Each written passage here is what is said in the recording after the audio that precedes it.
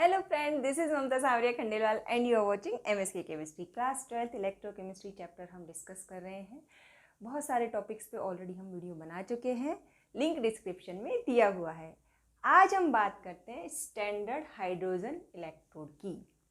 तो पिछले वीडियो में जैसे कि हमने आपको समझाया था कि वोल्टिक सेल का कंस्ट्रक्शन किस तरीके से किया जाता है, तो हमें रिक्वायरमेंट होती है 2 हाफ सेल्स की। ये हाफ सेल्स कैथोड और एनोड की तरह कार्य करते हैं और इनको हम सॉल्ट ब्रिज से जोड़ देते हैं। सॉल्ट ब्रिज से इंटरनल सर्किट कंप्लीट हो जाता है और एक्सटर्नल सर्किट को हम वायर से गैल्वेनीटर को जोड़ के कंप्लीट कर देते हैं। तो इस तरीके से किसी भी वोल्टिक सेल या गैल्वेनिक सेल का कंस्ट्रक्शन किया जाता है। अब यहाँ पे जो हाफ सेल कैथोड की तरह काम करता है, ये कैसे डिसाइड होता है, हम उसके स्टैंडर्ड रिडक्शन पोटेंशियल की वैल्यू ईएमएफ सीरीज में देख लेते हैं। जिसके रिडक्शन पोटेंशियल की वैल्यू हाई है उसे हम कैथोड बना देते हैं और जिस हाफ सेल के रिडक्शन पोटेंशियल की वैल्यू लो है उसे हम क्या बना देते हैं, एनोड बना देते हैं। एनोड को हमेशा एक्सट्रीम लेफ्ट पे रखा जाता है और कैथोड को हमेशा एक्सट्रीम राइट पे रखा जाता है। ठीक है, तो ये सब हम डिस्कस कर चुके हैं, इसका क्विक रिवीजन जरूरी है। तो अब बात करते हैं कि स्टैंडर्ड हाइड्रोजन इलेक्ट्रोड इतना इम्पोर्टेंट क्यों है। तो पहली चीज़, ये एक रेफरेंस इलेक्ट्रोड है। अब देखो, इलेक्ट्रोड है, इसका मतलब क्या, ये एक हाफ सेल है। जब आप एक गैल्वेनिक सेल बनाएंगे तो उसमें अगर ये इलेक्ट्रोड आप यूज़ करेंगे, it will be act as half cell. अब ये सिचुएशन के हिसाब से एनोड की तरह भी काम कर सकता है और कैथोड की तरह भी काम कर सकता है। अब ऐसे इलेक्ट्रोड्स को हम रेफरेंस इलेक्ट्रोड कहते हैं जिनका इलेक्ट्रोड पोटेंशियल हमें ऑलरेडी पता होता है। जैसे कि स्टैंडर्ड हाइड्रोजन इलेक्ट्रोड है, इसका जो ऑक्सीडेशन पोटेंशियल की वैल्यू भी 0 वोल्ट होती है और रिडक्शन पोटेंशियल की वैल्यू भी 0 वोल्ट होती है। किसी भी हाफ सेल के पोटेंशियल को, जिसे कि हम इलेक्ट्रोड पोटेंशियल कहते हैं, डायरेक्टली मेजर नहीं किया जा सकता। उसके लिए एक रेफरेंस इलेक्ट्रोड की ज़रूरत होती है। प्रैक्टिकली हम क्या मेज़र करते हैं, we measure the difference between the potential of 2 half cells, that is called E not cell. तो ई नॉट सेल की वैल्यू तो हमें एक्सपेरिमेंटली बड़ी आसानी से मिल जाती है। और जो 2 हाफ सेल्स होते हैं उनमें से एक हाफ सेल अगर हमारा रेफरेंस इलेक्ट्रोड हो, रेफरेंस इलेक्ट्रोड जिसका कि हमें पोटेंशियल एग्जैक्टली पता हो, तो किसी दूसरे हाफ सेल के इलेक्ट्रोड पोटेंशियल को हम कैलकुलेट कर सकते हैं। इसलिए स्टैंडर्ड हाइड्रोजन इलेक्ट्रोड के पोटेंशियल की वैल्यू से हम डायरेक्टली दूसरे हाफ सेल के इलेक्ट्रोड पोटेंशियल की वैल्यू को मेजर कर सकते हैं। तो पहले हम इसके कंस्ट्रक्शन को समझ लेते हैं, फिर हम समझेंगे कि इसको किस तरीके से इलेक्ट्रोकेमिस्ट्री की प्रॉब्लम्स को सॉल्व करने में यूज़ किया जाता है। तो यहाँ पे आप देख सकते हैं, ये एक ग्लास जैकेट है और यहाँ पे ये एक इनलेट है और यहाँ पे कुछ आउटलेट्स है। इस इनलेट का काम क्या है, यहाँ से हाइड्रोजन गैस, जो कि कैसे होनी चाहिए, प्योर एंड ड्राई, इसको यहाँ से इनपुट किया जाता है और ये हाइड्रोजन गैस 180 एम प्रेशर और 298 केल्विन टेम्परेचर पे यहाँ एंटर होती है इस सॉल्ट सॉल्यूशन में। ये जो सॉल्ट सॉल्यूशन है ये है 1 मोलार HCl। ठीक है, तो इसका मतलब यहाँ पे जो हाइड्रोजन आयन्स है इनका कॉन्सेंट्रेशन क्या है, 1 मोलार। ये एक प्लेटिनम वायर आप देख सकते हैं और ये एक ग्लास ट्यूब है। यहाँ पे हमने ये मर्क्यूरी को थोड़ा सा इनपुट किया है। It is use for good electrical contact between H positive and H2 gas. और यहाँ पे ये एक प्लेटिनाइज्ड प्लेटिनम प्लेट है। इसका ऑक्सीडेशन रिडक्शन रिएक्शन में कोई रोल नहीं होता है, ये एक इनर्ट मटेरियल है, लेकिन ये एक सरफेस प्रोवाइड कराती है और उस सरफेस पे हाइड्रोजन गैस और H पॉजिटिव आयंस के बीच में इक्विलिब्रियम एस्टेब्लिश होता है। इस प्लेट का इतना ही काम है, लेकिन ये बहुत इंपॉर्टेंट है। अब यहाँ पे आप एक ये प्लेटिनम वायर आप देख सकते हैं यहाँ पे। अब इस प्लेटिनम वायर का क्या काम है भाई, ये एक हाफ सेल है, आपको इसको सर्किट में जोड़ना है, गैल्वेनोमीटर से जोड़ना है ना आपको। 2 हाफ सेल्स को आप गैल्वेनोमीटर से जोड़ते हैं, तो जोड़ेंगे तो किसी वायर से ही ना। तो ये जो प्लेटिनम वायर है ये एक्सटर्नल सर्किट को कंप्लीट करने के लिए यूज़ किया जाता है। ठीक है, तो ये तो इसके कंस्ट्रक्शन की बात हो गई। और ये जो आउटलेट्स है ना इस ग्लास जैकेट में आप देख रहे हैं, जो आप यहाँ पे हाइड्रोजन गैस यहाँ पे इनपुट करते हैं, अगर वो एक्सेस है तो वो ये आउटलेट्स में से निकल जाती है।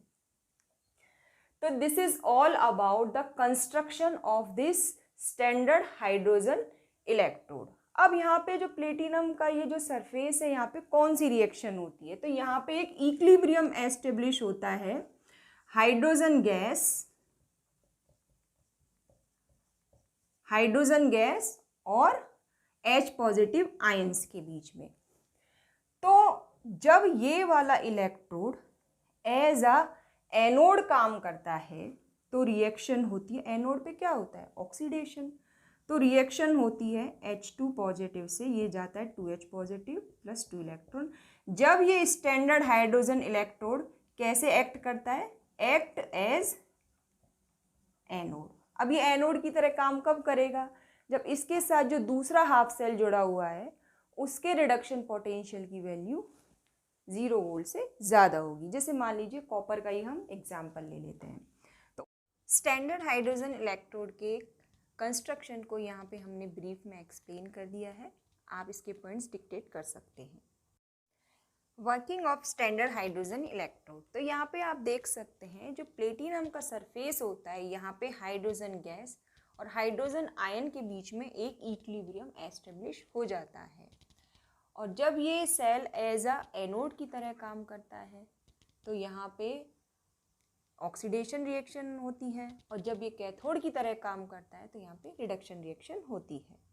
जब हम कोई सेल बनाते हैं वोल्टिक सेल, तो उसमें अगर एक हाफ सेल हमारा SHE है तो दूसरा हाफ सेल कैथोड होगा या एनोड होगा, ये इस बात पे डिपेंड करेगा कि उसकी SRP की वैल्यू क्या है। अगर उसकी वैल्यू SRP की वैल्यू पॉजिटिव है तो it will act as cathode, और अगर उसके SRP की वैल्यू नेगेटिव है it will act as anode. So when it act as anode तो यहाँ पे हम लिख सकते हैं PtH2H पॉजिटिव, इसका 1 मोलार कॉन्सेंट्रेशन है, और ये हाइड्रोजन गैस 1 atm प्रेशर और 298 केल्विन टेम्परेचर पे। ये डबल वर्टिकल लाइन किसको रिप्रेजेंट करती है, सॉल्ट ब्रिज को, और दिस इज Cu+2Cu। ठीक है, ये मेटल आयन इलेक्ट्रोड है। यहाँ पे कॉपर की रॉड को कॉपर सल्फेट के सॉल्यूशन में डिप किया जाता है, और यहाँ पे इसका कंस्ट्रक्शन तो आप देख ही सकते हैं। अब ये काम करेगा एज अ एनोड और it will act as a cathode. अब देखिए E0 सेल की वैल्यू क्या होगी, ये आप पोटेंशियोमीटर से आप निकाल सकते हैं। It will be equal to E0 cathode minus E0 anode. अब ये E0 सेल की वैल्यू जब इस केस में आप निकालते हैं तो इसकी वैल्यू आती है 0.34 वोल्ट। E0 कैथोड की वैल्यू आपको पता नहीं है, और स्टैंडर्ड हाइड्रोजन इलेक्ट्रोड यहाँ पे क्या है आपका, एनोड आपका यहाँ पे स्टैंडर्ड हाइड्रोजन इलेक्ट्रोड है, इसकी वैल्यू क्या है 0 वोल्ट, ये आपको पता नहीं है, दिस इज X। तो अब यहाँ पे ध्यान दीजिए कि ये वाला जो कैथोड, ये वाला जो आपका हाफ सेल है, इस हाफ सेल के जो इलेक्ट्रोड पोटेंशियल की वैल्यू को आप डायरेक्टली E0 सेल से कैलकुलेट कर सकते हैं। So this is equal to E0 cell. तो इसीलिए हम कहते हैं this is the primary reference electrode, मतलब E सेल और EMF of the cell directly gives the potential of other half cell और इलेक्ट्रोड। तो इसीलिए स्टैंडर्ड हाइड्रोजन इलेक्ट्रोड है, क्योंकि इसको हम यूज़ करते हैं सर्किट में लगे हुए दूसरे हाफ सेल के इलेक्ट्रोड पोटेंशियल को मेज़र करने में। अब यहाँ पे तो इसने काम किया है SHE ने एज अ एनोड, अब ये कैथोड की तरह कब काम करेगा, मान लीजिए यहाँ पे हमने जो दूसरा हाफ सेल लिया है वो लिया है जिंक की रॉड को डिप किया है जिंक सल्फेट के सॉल्यूशन में। तो उस कंडीशन में क्या होगा, आपका ये जो जिंक और Zn+2 ये एक्ट करेगा एज अ एनोड, और जो स्टैंडर्ड हाइड्रोजन इलेक्ट्रोड है it will act as cathode, और ये काम करेगा एज अ एनोड। तो मतलब इस स्टैंडर्ड हाइड्रोजन इलेक्ट्रोड को आप सिचुएशन के हिसाब से कैथोड या एनोड के फॉर्म में यूज़ कर सकते हैं। अब जो रिएक्शन होगी वो क्या होगी, अब क्योंकि ये काम कर रहा है कैसे, एज अ कैथोड, कैथोड पे क्या होता है, रिडक्शन, और एनोड पे क्या होता है, ऑक्सीडेशन। तो जब ये स्टैंडर्ड हाइड्रोजन इलेक्ट्रोड रिडक्शन में पार्टिसिपेट करेगा तो reaction will be 2H positive 2 electron and it will form H2। और यहाँ पे ऑक्सीडेशन पे रिएक्शन क्या होगी, Zn2 Zn+2 +2 इलेक्ट्रॉन। तो इस तरीके से ये रिएक्शंस होगी। अब जब आप इसका E0 EMF of the cell निकालेंगे, it will be E0 standard hydrogen electrode, क्योंकि ये क्या है आपका cathode, minus E0 anode, anode क्या है आपका यहाँ पे जिंक वाला इलेक्ट्रोड, ठीक है। तो अब देखिए E0 सेल की वैल्यू यहाँ पे क्या आएगी, it will B 0.74 volt. Standard hydrogen electrode की वैल्यू क्या है, 0। तो E0 एनोड यानी कि ये जो दूसरा हाफ सेल है इसकी वैल्यू हम डायरेक्ट E0 सेल से निकाल सकते। तो इसकी वैल्यू क्या आएगी, इसको मैं यहाँ लिख दे रही हूँ, E0 anode that is Zn+2 to Zn। और ये जो वैल्यू होगी ना बच्चों, ये रिडक्शन पोटेंशियल की होगी, ये चीज़ आपको ध्यान, इट विल बी -0.74 वोल्ट। तो ये स्टैंडर्ड हाइड्रोजन इलेक्ट्रोड का वो यूज़ है जिसके लिए हम इसको स्टडी करते हैं। अब इस स्टैंडर्ड हाइड्रोजन इलेक्ट्रोड के क्या एडवांटेज है और क्या डिसएडवांटेज है, इसको भी समझ लेते हैं। तो पहले स्टैंडर्ड हाइड्रोजन इलेक्ट्रोड के एडवांटेजेस की बात कर लेते हैं। तो ये एडवांटेजेस हमने ऑलरेडी यहाँ पे लिखे हुए हैं। It is primary reference electrode and E cell और EMF of the cell directly gives the potential of other half cell और इलेक्ट्रोड। तो अब यहाँ पे एक चीज़ बच्चों आप हमेशा ध्यान रखिए, जब E0 सेल की वैल्यू जब हम कैलकुलेट करते हैं तो it is E0 cathode minus E0 anode. अब बच्चा गड़बड़ी क्यों करता है, क्योंकि वो क्या लिखता है, E0 oxidation plus E0 reduction, तो वहीं से ही कन्फ्यूजन शुरू होता है। यहाँ पे आपको हमेशा रिडक्शन पोटेंशियल की वैल्यू को ही यूज़ करना है, always you have to use reduction potential, और यही इक्वेशन यूज़ कीजिए। अब देखिए मान लीजिए आपको किसी के ऑक्सीडेशन पोटेंशियल की वैल्यू दी हुई है, तो रिडक्शन पोटेंशियल की वैल्यू बड़ी आसान है, it will be equal to E0 reduction potential. जैसे मान लीजिए जिंक है, ठीक है, ये जब Zn+2 में चेंज होता है तो इसके लिए जो स्टैंडर्ड ऑक्सीडेशन पोटेंशियल की वैल्यू क्या आती है, 0.74 वोल्ट। और वहीं अगर आप इसके स्टैंडर्ड रिडक्शन पोटेंशियल की वैल्यू को देखेंगे, जैसे कि ये होगी Zn+2 +2 इलेक्ट्रॉन, तो ये क्या होगा, इसका रिडक्शन रिएक्शन हो गई। तो उस केस में जो इसके स्टैंडर्ड रिडक्शन पोटेंशियल की जो वैल्यू होगी that will be equal to -0.74 volt. तो कहने का मतलब ये है कि ये जो रिडक्शन पोटेंशियल और ऑक्सीडेशन पोटेंशियल, इनके मैग्नीट्यूड सेम होते हैं, बस साइन अपोजिट होता है। अब मान लीजिए इस तरीके से लिखा हो E0 Zn से Zn+2 और यहाँ पे मान लीजिए ये लिखा हुआ है x वोल्ट, ठीक है। तो ये Zn से Zn+2 की बात हो रही है, मतलब ऑक्सीडेशन पोटेंशियल की इंफॉर्मेशन इन्होंने दी है। और अगर ऐसे लिखा हो E0 Zn+2 से Zn that is y volt, तो इसका मतलब ये है कि यहाँ पे इन्होंने रिडक्शन पोटेंशियल की वैल्यू दी है। तो you have to be smart while solving और calculating the value of E0 cell. तो ये तो हो गया एडवांटेजेस की बात। अब इसका डिसएडवांटेज क्या है कि जिस वजह से हम इसको प्रेफर नहीं करते और इसकी जगह कैलोमल इलेक्ट्रोड्स या सिल्वर क्लोराइड आयन इलेक्ट्रोड्स को यूज़ करते हैं हम।